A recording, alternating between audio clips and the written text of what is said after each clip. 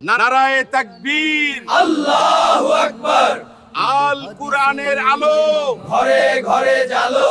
গাগলাইলবাসীর তাফসিরুল কুরআন মাহফিল সফল হোক, সফল হোক, 13 ডিসেম্বরের মাহফিল সফল হোক। গাগলাইল মৃত ব্যক্তিদের রুহের মাগফিরাত কামনায় এলাকাবাসী ও যুব সমাজের উদ্যোগে 8ম বার্ষিক তাফসিরুল কুরআন মাহফিল আগামী 13 ডিসেম্বর রোজ শনিবার, সময় সকাল 8টা হতে আসর পর্যন্ত, স্থান গাগলাইল মঞ্জিলে মুসাফির কবরস্থান সংলগ্ন ময়দান, পুরাতন মাঠের বাজার, গাগলাইল, কিশোরগঞ্জ।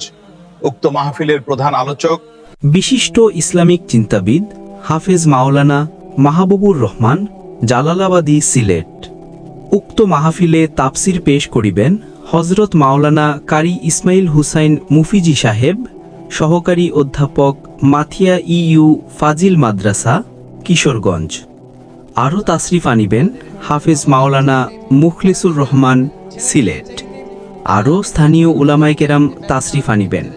সকলের প্রতি দ্বীনি দাওয়াত রইল। হাফেজ মাওলানা মাহবুবুর রহমান জালালাবাদীর মাহফিল সফল হোক, সফল হোক, কারি ইসমাইল হোসাইন মুফিজি সাহেবের মাহফিল সফল হোক।